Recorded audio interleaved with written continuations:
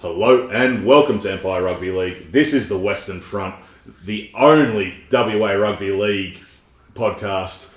And with me, as always, is Morgz and Beer Triks. Boys, how are you? Yeah, good, mate. Good, mate. Right, yeah. Go again. We'll just crack straight into it. Senior round 7. So some results in the women's league tag. Ellenbrook 38 over Fremantle 28. South Perth 28 over Alkimos 0. Kwinana 8 went down to North Beach 10, and Willagee 20 went down to Joondalup 36, with Mandurah getting the bye. Third grade, Morgz. Yep, so third grade, Ellenbrook 34, Freo 4, South Perth 24, Alkimos 16, Kwinana going down 18 to North Beach 42, Rockingham 32 to Kalamunda 16, and Willagee 34 to Mandurah 4. Moving on to Val Murphy with Beer Triks. Val Murphy, we had Ellenbrook beating Fremantle 62-6, South Perth beating Alkimos 24-16, Kalamunda beating Rockingham 40-0, North Beach beating Kwinana 40-0, and Willagee in a tight one against Joondalup 30-26. So, which one was the pick of the games here, boys, for Val Murphy? I watched the Kwinana Beach game, and I seen the first half of Rockingham and Kalamunda.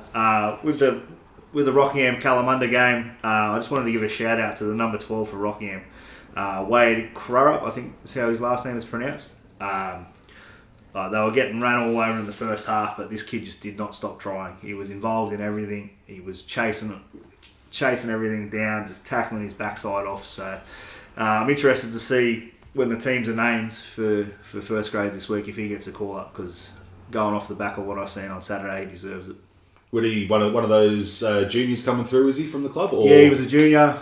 From what I heard asking around, he'd had a year off last year, and then he's come back to have a run again this year. So fantastic! Nice. Top effort. Morgz, any of the Val Murphy games stick out to you? I mean, I think the Ellenbrook Freo one, like Freo set the pace early on in the season. I think they were 4 games undefeated, was it? And then to see a result like that against them, you know, it's a surprise. You don't see a club sort of start so well and have those results. So, you know, maybe it's just Ellenbrook having a really hot game, but we've seen Freo forfeit third grade last week, it was. So maybe, you know, the number issues and injuries are really starting to take a toll there, I reckon. yeah, maybe they're affected. I think in this one, Ellenbrook had shifted their spine around a little bit compared to what was going on earlier in the season. I think the fullback for Ellenbrook that week had a few quality touches. If my sources are correct. Well, with who I think that fullback was from what the team list I saw, that would make sense. Yeah. So, anyway, moving on to the Women's Premiership. Morgz, how'd that pan out? Yep, so we had Kalamunda 12 going down to Joondalup 62, and Willagee getting the win 14 over Fremantle 6. All right, so had that Kalamunda Joondalup game play out. Kalamunda first points for the season, I believe. Yeah, 12 points. So that's it. I think that was through three tries. Yeah, nice. So good to see them, you know, showing a bit of attack and getting points on the board. And we're talking about them making progress, and that's progress. So good on them. From following the scores on my league, obviously because it wasn't streamed, it was seemed fairly competitive for a good chunk of the game. But then obviously maybe a bit of lack of fitness towards the back end, and Joondalup just run over the top of and put a bit of a score on at the end. So onwards and upwards, you know, first points of the year. Get a bit of confidence out of that and see what happens this week. Well, we all know how tough the game can be if you're on your back foot and defending for a majority of it. So sometimes a blowout at the back end doesn't reflect the true nature of the game. But Fremantle 6, Willagee 14. How'd we see this one, gents? Looked like it was a freezing cold game. That weather was horrible. And that was just watching at home, let alone at the ground. But I think it was a really tight game. Like, was it 0-0? It was 0-0 at the half, wasn't it? So that was just defence, and it started off pretty messy. I think a wet ball and maybe a bit of nerves through both teams, but it tightened up, and the second half was definitely the better half of footy, and I think Willagee just proved they are absolutely the real deal, and yeah, I think team to beat now. Yeah, well, they're finding different ways to win every week. Won a tight one the week before against Ellenbrook, who probably the competition favourites, and then they were down 6-0, then 6-4 for a big chunk. I think there was maybe 10 minutes to go when they hit the lead. Just a few errors at the wrong end of the field from Fremantle that opened the door for Willagee, and they just had a bit too much class to not take their opportunities when they came. Beautiful. Well done to the ladies for playing the game in what were some horrendous conditions. So well done. Moving on to the men's premiership, South Perth got over Fremantle 29-28. We'll touch on that a little bit later. North Beach 72 down to Rockingham 10, and Willagee went down to Willagee 14 went down to Joondalup 18. Boys, let's start with the main course there. 29 v 28 with South Perth and Fremantle. How did this play out? Well, yeah, it's sort of close like you'd expect from two competition heavyweights, but yeah, I think South Perth just snatched it at the end, obviously with a field goal. So would have been awesome to be able to see it, but wasn't to be this week. So yeah, keeping an eye on the scores, sort of on the phone, it looked like I thought Freo were going to get it, and then all of a sudden South Perth final score were on top. So I think that sort of says what the game was. You know, Freo maybe took it out early, and South Perth came home, and bit of class, bit of experience maybe from some of those South Perth players was what got them over the line, I'd guess. Well, that's what wins your comps, isn't it? You got to find a way to win, and they played right to the end, and they come away with 2 points. You're never out of it, are you? And then North Beach 72 over Rockingham 10. Now, this was the live stream game, was it not? No. This is not the live stream game. This wasn't it? I've got it mixed up, sorry. Yeah. How did we see this one anyway? I mean, from the bits of it I saw, it was just two different classes of teams. North Beach clinical and sort of really fluent in their motions. Rockingham, I guess, like we've talked about, a whole lot of younger players, and I think it is the case that these results are going to happen for Rockingham. It's going to be a tough year, but as I've seen a couple of their players posting on social media, it's about sticking together as a club and what this does for them in 2 or 3 years when those players that little bit older, a little bit sort of physically more mature and also more mature as footy players, it's only going to help them in the long run, and I think that's what the Rockingham boys need to hold on to. Yeah. As if things weren't bad enough, they had I'm pretty sure there's a couple of guys come down with gastro on the morning of the game, so lost a few more numbers there, and I really feel for coach Peter Worth. He's 39 this year, and he's going out there busting his backside, trying to carry the team a little bit, just doing what he can to help the club out. And I know how much he cares about the club and how much his family's involved, so it's sad to see for him, but it just shows his love of the club that he's still going out there doing that for him.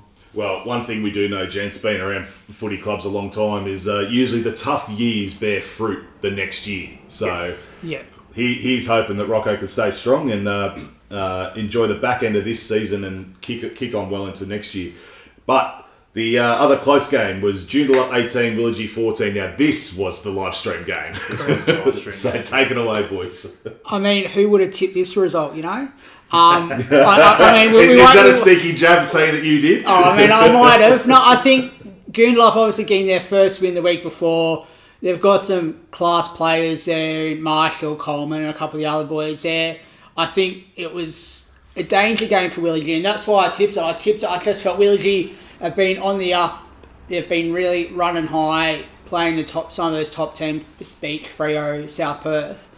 And I just felt maybe that bubble was going to burst. And I didn't get to see any of the live stream game, but I think that's what that score shows, that Joondalup came for a fight and maybe Willagee weren't quite on game and they paid the price. And that's what you want to see in footy. You want to see, if you're not on your game, you're going to pay for it.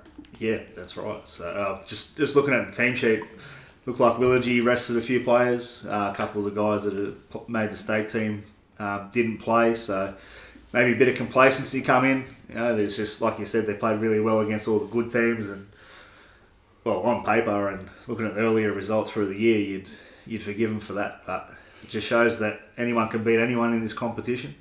So you got to turn up and play your best on the day, especially when the great level of the rain comes in. You know? Yeah. So, but well done to Joondalup. So hopefully this is a kickstart of better things to come for the rest of the year. So we'll see if they can keep it going.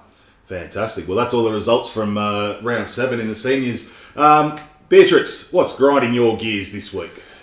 Grinding my gears has been the announcement of the state team. There's been no real announcement. There was a few very amateur photos put up on social media with players' names underneath it. There's photos with guys that are not even in any WA gear. They got backpacks on, they got hats on. They're bloody, it's like they've just come off the training paddock, and it's just a token. Bloody, here's your bag, you made the team. Whereas if you scroll down a bit further, the women, they have a proper jersey presentation. They're all dressed nice. They're all in their club polos. They got some nice black pants on. They look the part. And in my eyes, whenever you got anything like that, like the WA backdrop and everything like that, like you're representing the state. So, I mean, we've got to set a standard of professionalism, especially in our state team like that. So, I thought that was pretty poor. That's what's grinding my gears this week. Yeah, well, not only that, both those teams play as of tomorrow, which is Friday the 6th. Yeah. Saturday and Sunday in the CAS tournament. So photos went up today, or they were early this week, or like why was there no promotion around this? Like this is a thing of pride, or it should be.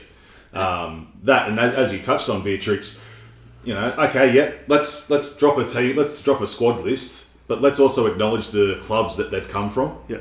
Like, without our local clubs, and yes, I know we're all a little bit insular in WA, and we only have the 12 clubs, and everybody sort of knows who plays for who. But when you're announcing a state side, that is going out to more than just your insular rugby league local circle. It's going out to the world, and that the world should be able to identify these players and the clubs they come from with just a quick glance.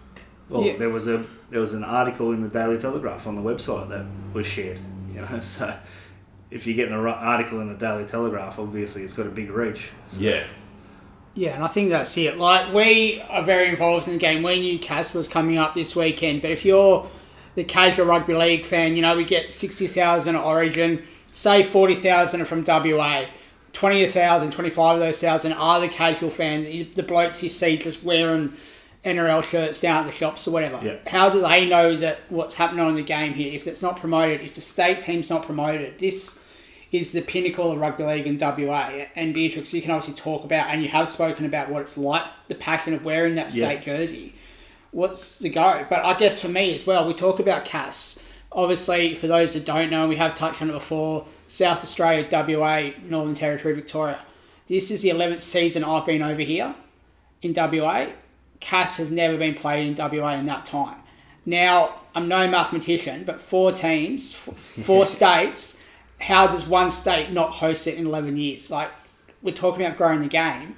The best games, the best quality rugby league we could have of local amateur players, and it's not played here ever. Yeah. Should have been here once every 4 years, shouldn't it? Well, it spent 2 years in Brisbane or something like that. Yes. So, That's it. South Australia's been Victoria the last few years, and a couple in Darwin or something. Why not Perth? Oh, I'll guarantee you, I'll just throw this one out, boys. I guarantee you that the reason it's not Perth is because then you'd have all those eastern-based states, so Victoria, South Australia, and back when New South Wales and Queensland were throwing teams in. Yep. It would have cost them more to fly over to Perth than what it would to fly Darwin and Perth teams over east. Yeah.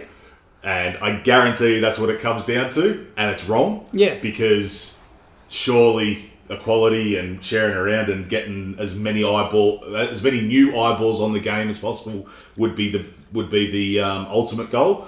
But we're going to have a franchise in 27, so who's to say that the NRL doesn't shift its a thought process in 27 and we might get a few. Yeah. It's like we keep saying, why are we waiting for this to happen? It just doesn't make sense. And I just think it just needed to be done better. Like, it is a big deal. As much as it is amateur footy still, it is a big deal. Like, this is the best footy that some of these guys are ever going to play. So, I think it needs to be shown a bit more respect. And then, off the back of this cash tournament, we're having a full round bye for reserve grade too. So I'm not too sure if that makes sense. Especially when you've got a whole third grade competition that's still running around. So yeah, we'll touch on this week's fixtures a little bit later. But obviously, we have to throw our... Well, we don't have to, but we genuinely are going to throw our support behind our state sides, both the men's and the women's. We obviously had John Hoff on last week talking about what the women's side are doing behind the scenes, which sounds fantastic. But we genuinely wish, here at Empire, both our men's and women's CAS teams a safe, a successful, and hopefully a injury-free tournament. That's it. Like, especially, I've definitely, I've lived in the NT5. I've got a bit of a soft spot for the NT, but especially the Mexicans, what do they know about rugby league? We've seen that. So show WA is the third league state in Australia. Let's do that. Let's go, boys and girls. And just to give people some understanding, those people that are tuning in, the point structure on the table works a little bit different on the cash tournaments, and I'm not too sure why it does. It doesn't really make too much sense to me. But so if you win a half of footy, you get 1 point. If you don't win a half, so then if you win both halves, you get all the points. So if you're looking at the letter and you're thinking, geez, they got a point for something and they haven't even had a draw, that's why that happens. Because they're not full 40-minute halves either, are they? No, they're only 30 or 35 minute halves. 3 games over 3 days with 20-odd man squads, 20 women's squads, And I hope they're all sleeping well, because both the men's and women's have some pretty early kickoffs as well. So all the best. But good luck to everyone, and let's bring 2 trophies back and show that WA is dominant, and let's build another dynasty like we used to have. 100%.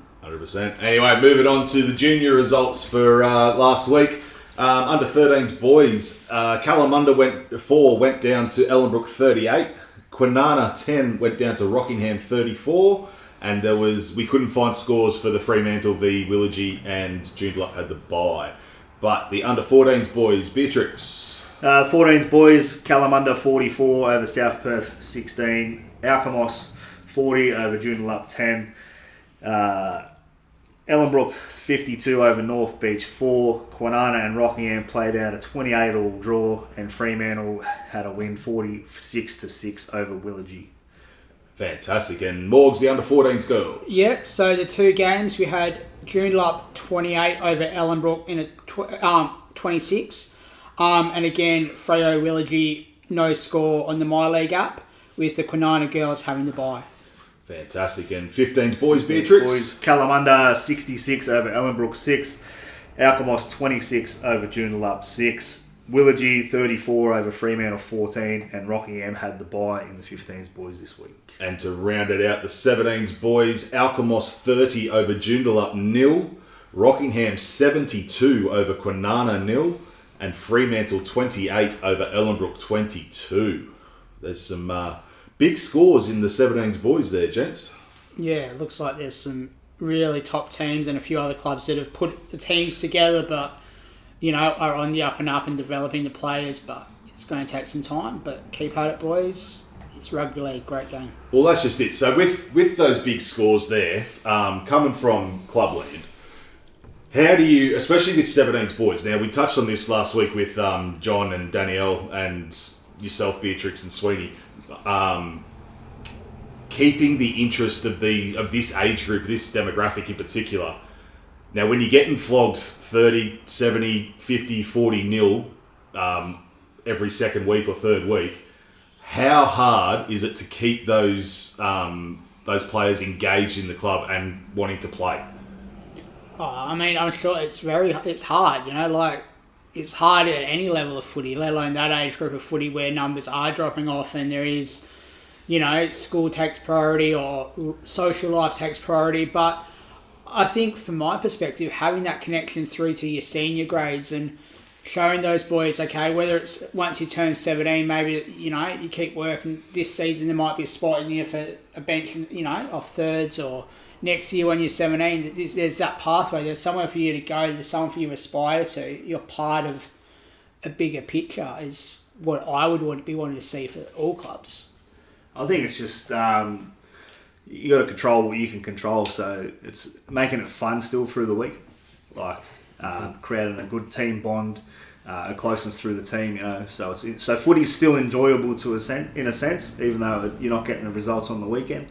And just find little bits of improvement that kids are making week to week. Because as much as it's not good getting flogged, but if you can see some progress and it's highlighted to you, then it's not all doom and gloom. Yeah, 100%. Celebrate the little wins amongst yourselves, and I think keeping it fun and keeping it not lighthearted and fun, but you still got to put the work in. Yeah. But at the same time, don't be a drill sergeant. Allow the boys to have a bit of a laugh and a bit of a carry on. If you're going out getting beat 70 every week and you're going to train Tuesday, Thursday, and you're getting flogged because you keep getting flogged on the weekend, you're not going to stick around for that, are you? That's right. Like, so if kids are lacking in a certain skill for the game, like, let's work on that through the week, and then on the weekend, if that skill improves, you got to highlight it. Exactly. Yeah, we're making progress. Yeah, we're not winning games, but we're making progress. Yeah, and probably highlighting those small victories within the team in front of the parents too. Yeah, because sometimes mum and dad can be that devil's advocate in the young player's ear. Yeah. But as long as the support system, I suppose, is the best way to put it. As long as the support system is understanding that there's little victories coming throughout the year, then you should be in good stead. But some positive news, gents, coming out this week. Now, obviously, we have Game 2 of the Men's State of Origin in Perth in a couple of weeks' time.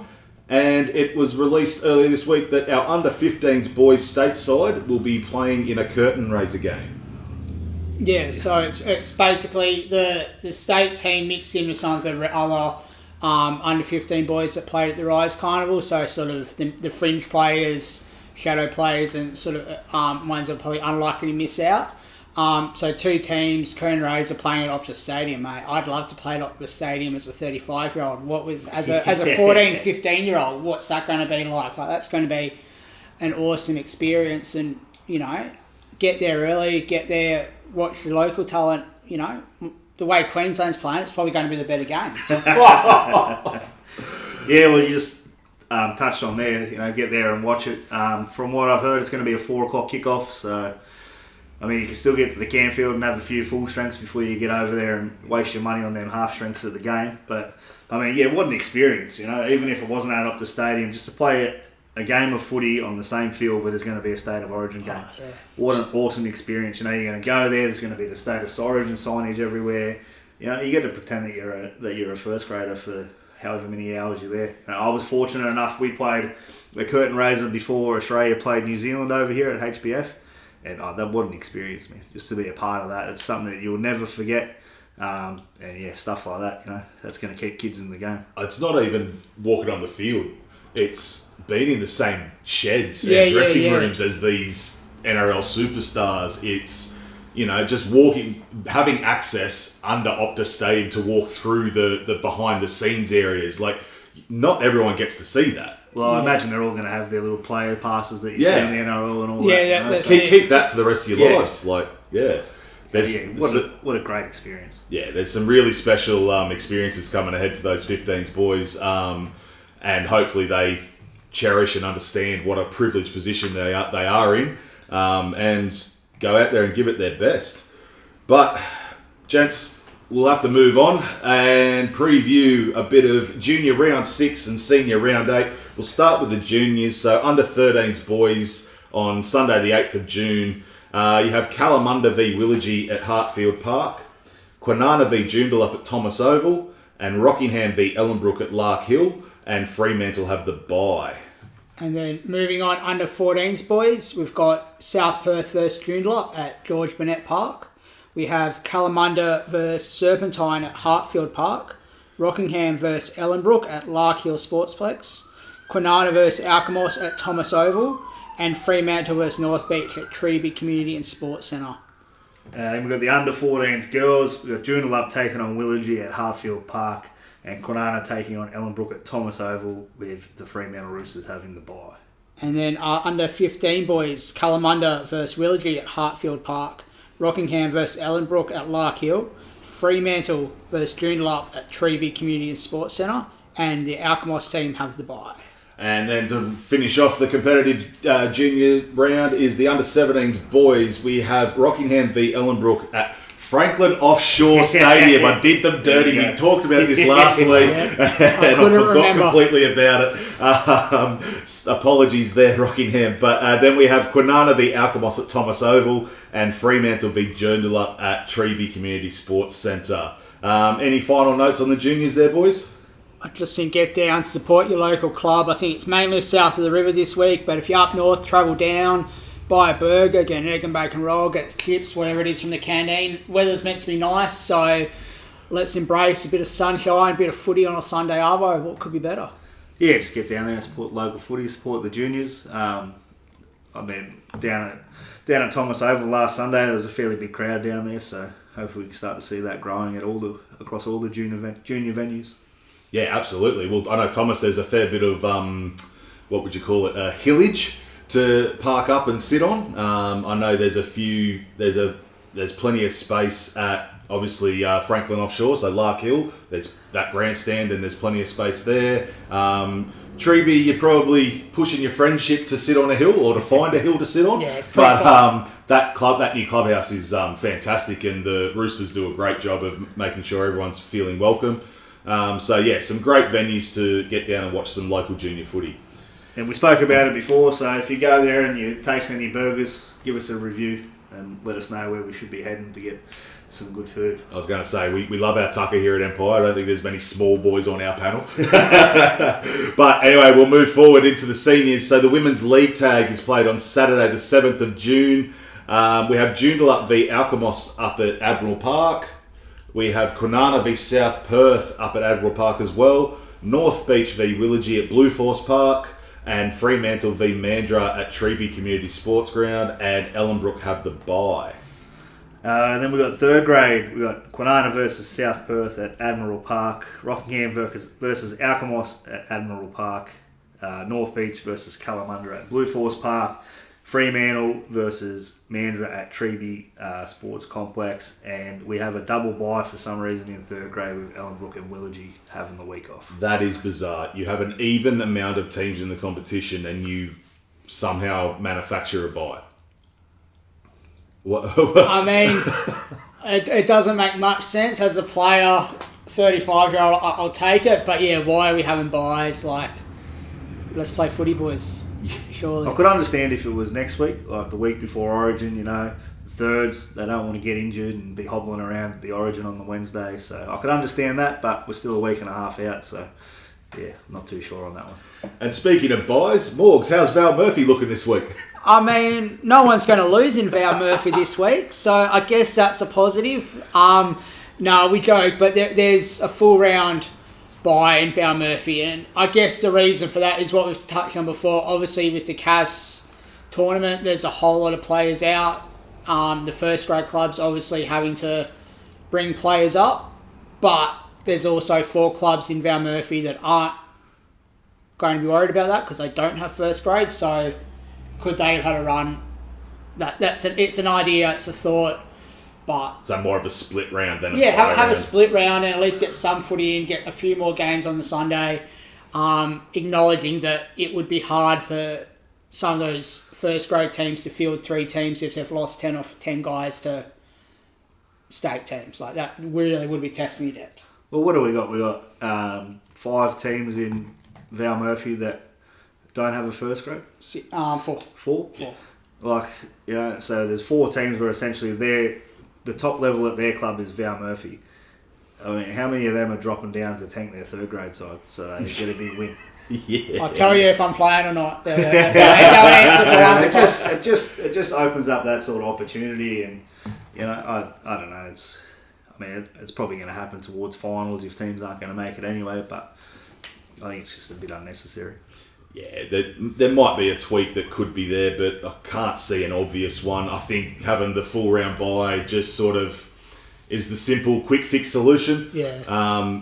It'll probably serve its purpose. So, but should it have been a third grade bye? Maybe that's the question. Maybe that's probably the better way to lean. Have your third grade boys stepping up to play Val Murphy. Yeah. And the fringe players will have that week off. And I think that's probably the better option because you're taking out your reserve grade competition, but you're keeping in your beer league, basically. Yeah, it doesn't make complete sense to me, but when realistically you want to be trying to push up, not down.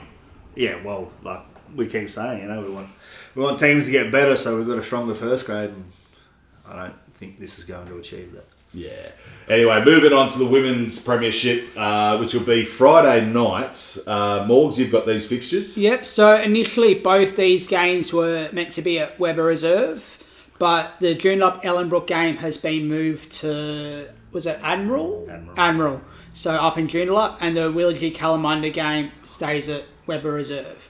So, I mean, I guess for me, and I think we've spoken about it, boys, the question is we've just lost a whole lot of Saturday games. There's a whole lot of slots open. Why aren't these games, at least for this week, given that the teams might be struggling to field players because they've lost 20 players amongst 5 teams. Yeah. Give the girls Friday night off, lace up on Saturday, put in as many players on, and be with everyone else. Is that an option? Well, it would have been a perfect weekend to trial it, see if it works. Yeah. Well, considering you're missing 4 Val games and a third grade game, so there's 5 games missing from the regular Saturday schedule. I can't see why you couldn't slip two women's games in there.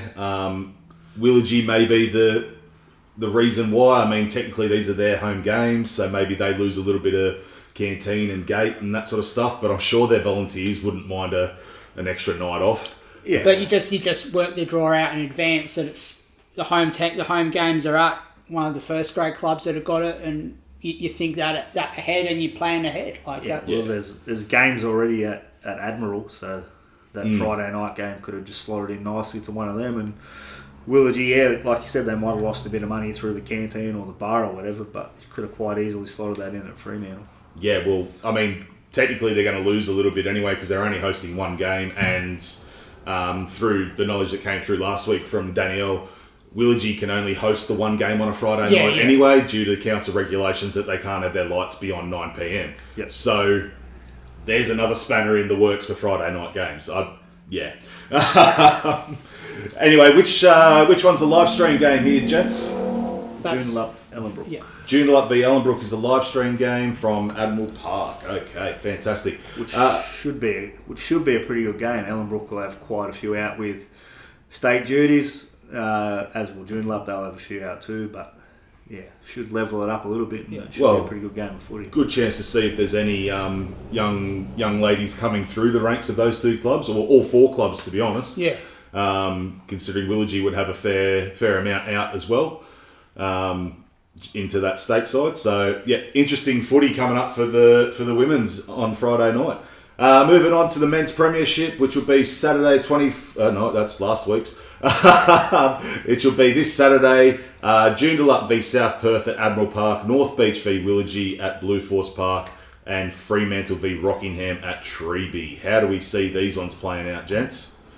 I mean, again, I think it's, we've got to look at the state team, look what clubs are missing, what players, and take that into account when you're making your tips and what the games are going to look like, because you're taking some good players out, but look at how the VAR teams are going and look who's going to perform and step up and have the opportunity to show they should be in their club's best 17. Yeah, well, it's it'd be a lot easier to throw a tip out if we had some names on a bit of paper as to who's actually in the state team, so... but unfortunately we don't yet. Apparently waiting for some photos or something is the reply I got to the comment. So we're giving a tip for these games. I'm gonna go through them. Look, I'll let you do a prelim tip, but we'll get your proper tips over the weekend once we know a bit more. Yeah, we'll get our mate to chuck them up on socials for us. Yeah, Joondalup versus South Perth could very well be another upset. But I mean, if Semisoni is playing for South Perth, then I'll have to tip them. Yeah, I think looking at the key players, I think for South Perth are still there. Yeah, they haven't haven't been available for yeah. state teams or haven't been selected. So, but I think Joondalups sort of got the same. Most of their key players are in, so I think South Perth in this one, but I reckon it might be a bit closer than we're expecting. Well, will the state team being away sort of bring North Beach back to the pack a little bit? I think so, yeah. I think these two, North Beach and Willagee, are probably the most affected in terms of key players out. So I think, yeah, it would a little bit, but in saying that, Willagee, like we seen last week without Kainoa Gudgeon, they've seemed to struggle. So just didn't have that spark behind them. Is that that's the question? Is no Kainoa, is there no Willagee sort of? Well, that's it. North Beach being strong. Game to prove that. North Beach have been strong across the grades, and I believe their 6 in Val Murphy might have been an ex-NRL player. So if that's the quality they've got stepping up into first grade potentially, I think North Beach are probably too strong in this one as well.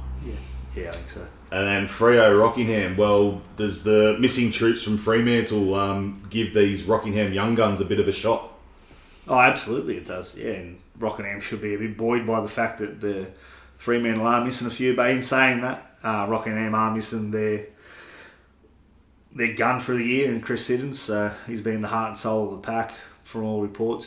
He's in the team of the week nearly every week. So, yeah, once again, flip a coin, but it's hard to tell until you know what Freo team rocks up. Because obviously Freo's been massively impacted by sort of boys available with work and stuff as well. So that combined with States, it could be the week Rocco springs to life. But yeah, I'll go Freo until we see the team list, and then I might swing. Are we going to be talking next week, boys?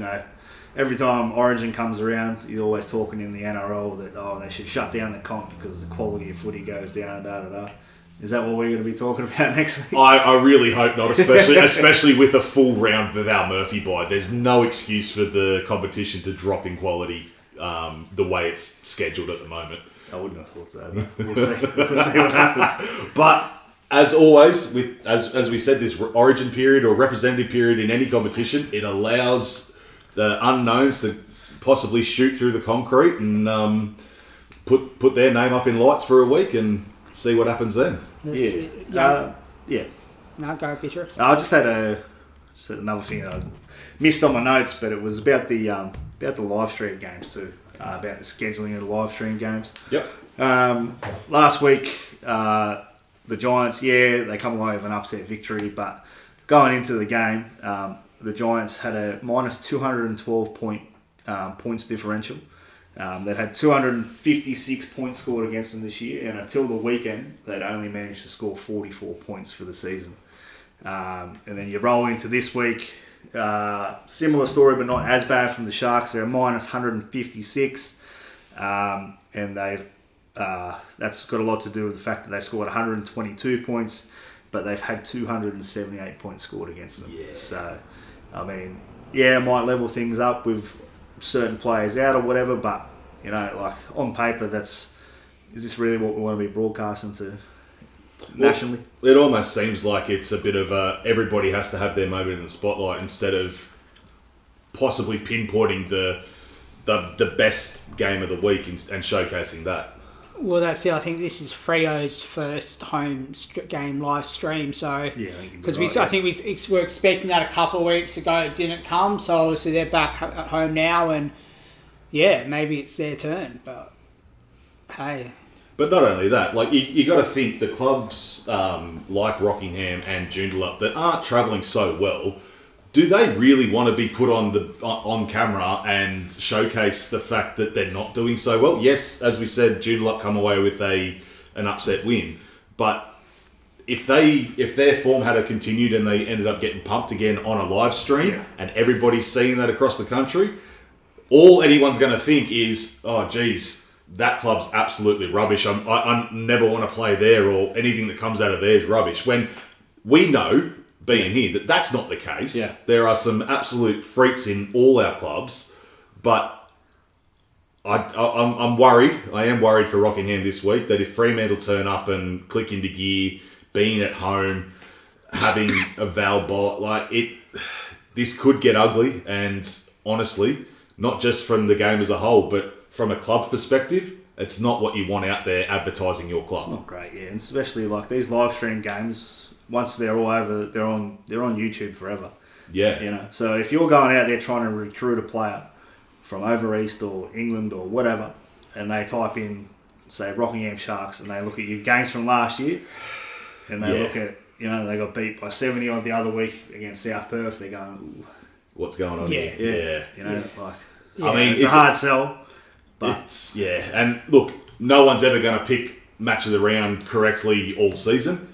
The NRL can't even get theirs right most weeks. Like some of their Friday night games have been absolutely shockers, but it is what it is. But potentially maybe instead of sharing it around, we have a genuine look at what could potentially be the best game. Well, I did speak to.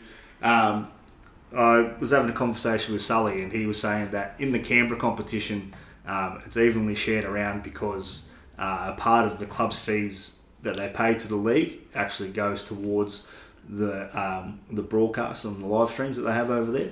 So that helps pay the... So that would make sense. That if everyone's putting in money for it, everyone should get a fair share. And that's completely fair, right. Yeah. But then I asked the question of a few people at Rockingham, and they couldn't give me a definitive answer of whether that's the case here or not. If there's anyone out there that can give us some clarification around that, that would be much appreciated. Yeah, that's it. Absolutely. Just a bit of facts, a bit of answers, because it doesn't make sense. Like, I've been in a situation when you're playing first grade and losing by 120 to nil, probably against you, Beer Triks. So do I want that to be on YouTube? I mean, comedy capers maybe, but it's not something I'm loving. With a bit of Benny Hill music in the background. Well, that's it. Me running backwards, knocking myself out when there's no one near me, sort of thing. It's not great. Anyway, moving on. Local legends. We didn't have one this week, guys. I mean, it's not from lack of trying. I think we just sort of need the clubs to sort of pitch in a little bit with us here on this one. Well, clubs and just anyone that's listening that sees people that are putting in the hard work on the ground, and it doesn't got to be a player. It's a volunteer, it's a coach, it's the person cooking the burgers, it's whoever. Like, hit us up, say, oh, this person's doing an amazing job. Like, I've seen the NRL community stuff this week. They've put the application out for, like, all these community awards, but give them, put those people in for those because they'll get that national recognition. But send names, bit of a preview, bit of details what people are doing. We'll give them a shout out. Like, that's what it's about. They don't have to have a jersey on. Yeah, that's right. There's going to be plenty of opportunities. There's certain people going away for certain rep teams or other teams or whatever. Give them a shout out, give us a bit of background on them, and what they do around the club, what they mean to the club, and all that sort of stuff. Absolutely. I'm sure every club in this state has a ground manager that will paint the lines at God knows what time on a Friday night so that you guys can play on a Saturday and Sunday. And I guarantee you that same ground manager is probably at the ground at 6 a.m. setting up your tents, setting up your benches and starting to set the fields up for you. And I guarantee you that ground manager is probably the last person to leave the ground at probably 6 p.m. at night after picking up all the rubbish and packing everything away. So they're the local legends of your club. And if you've got a ground manager like that, let us know. Yep, 100%. Absolutely.